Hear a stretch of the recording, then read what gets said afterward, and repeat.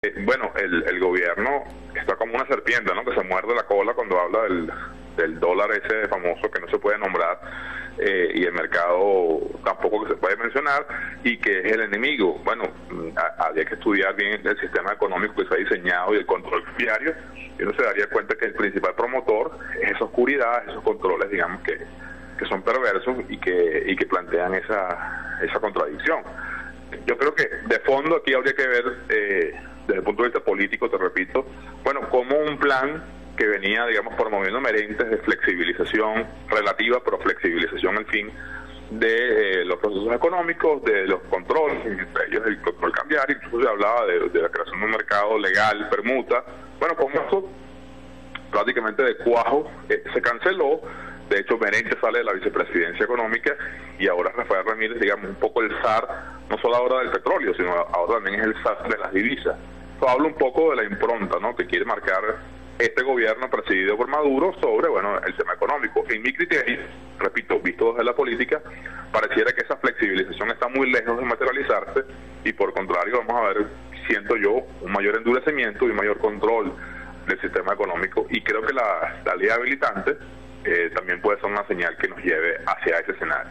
¿Pudiera representar un traspiés todas las dificultades económicas que han manifestado los diversos productores?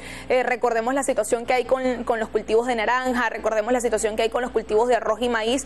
¿Podría la situación económica del país en general significar un traspiés para el gobierno nacional y voltear la tortilla para los resultados del 8 de diciembre? Sí, bueno, yo agradezco esa pregunta, ¿no? Porque hoy, si esto fuese un país normal, y no lo somos, vaya que estamos lejos de serlo, en una situación de malestar económico, de disconformidad con la situación de precios, salarios, inflación, generalmente al gobierno se le pasa factura. Un ejemplo de eso vívido lo tenemos claro, por ejemplo, lo que ocurrió el domingo en Argentina. Entonces la lógica nos indica que el 8 de diciembre la situación económica debería pasarle una factura, y vaya que de una intensidad importante, al gobierno nacional. Si quieres algún dato, casi 2/3 de la población venezolana siente y resiente de la crisis económica, y piensa que la situación del país está negativa, que es negativa. Eso, en la lógica, debería traducirse en una movilización contraria, un voto castigo al gobierno, lo cual plantearía, digamos, un escenario al menos no tan cómodo para el próximo 8 de diciembre.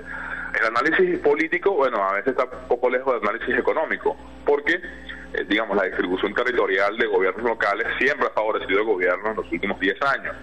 El gobierno podría seguir manteniendo un número mayor de alcaldías el próximo 8 de diciembre, pero creo que la diferencia va a estar en cuáles alcaldías va a perder, ¿no? Y me refiero básicamente a principales ciudades, grandes conglomerados urbanos. Es decir, la mayoría de alcaldes podría estar, o la mayoría de la población venezolana podría estar gobernada por alcaldes de oposición si este clima de malestar económico, digamos, se sigue acentuando de cara al 8 de diciembre. Es lo que la lógica indicaría, repito, en un país normal, y no lo somos. Otro factor también a tomar en cuenta sería, por ejemplo, la situación que se ha presentado con la alcaldía del municipio Valencia, en la que el alcalde actual, Edgardo Parra, se encuentra detenido en la sede del SEBIN, acá en el municipio de Naguanagua, de la entidad carabobeña, acusado de delitos de corrupción. Han surgido también señalamientos en contra de otros alcaldes, no solamente en el estado Carabobo, sino del país. Esto también, de alguna manera, podría afectar la imagen del gobierno nacional y por ende la imagen de los candidatos oficiales. Bueno, el gobierno de Maduro ha escogido como uno de los temas de campaña la corrupción, no de ahora, sino ya de hace unos meses. Un tema usualmente poco escogido, ¿no?, por los gobiernos o por los políticos para hacer temas de campaña si estás precisamente en actos de gobierno. Bueno, lo cierto es que creo que no lo ha ido bien, a pesar de que han mostrado, digamos, algunas presas, ¿no?, vamos a decirlo así, desde la propia sala del oficialismo. Lo cierto es que, de acuerdo a la opinión pública, tengo datos muy recientes que registran que la mayoría de la población venezolana, digamos, un poco más de la mitad de la muestra de las encuestas recientes, percibe al gobierno de Maduro, que ni siquiera tiene un año en el ejercicio de funciones, como más corrupto que honesto. Entonces pareciera que ese terreno de la discusión no le favorece. Ahora bien, queda por, digamos, dilucidar si ese tema de corrupción es un tema de campaña o bien es una plataforma, y esto ya es parte de mis consideraciones, para, digamos, sacar a adversarios políticos de la arena política que les molesten en próximos eventos Sin embargo, pudiera pensarse que a través de la ley habilitante este tema de la corrupción podría ya trascender a unos meses más o a años.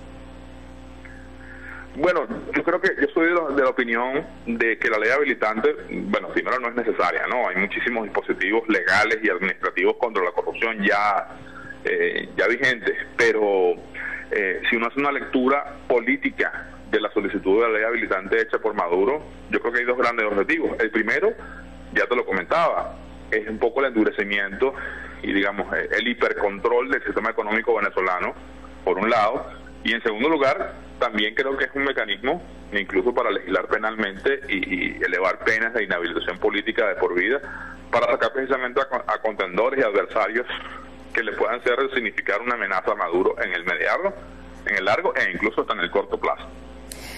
Cambio un poco de tema para preguntarle su impresión acerca de la distribución del presupuesto del año 2014. Esto en relación a las partidas que se están otorgando o que se otorgaron tanto al sector militar en cuanto a aumentos de sueldos y otras necesidades, y a la propaganda política. Incluso titulaba el Nacional el día de ayer que el presupuesto para propaganda era incluso mayor al de la Contraloría General de la República, hecho curioso cuando se está en el medio de una guerra anticorrupción. ¿Sus impresiones al respecto?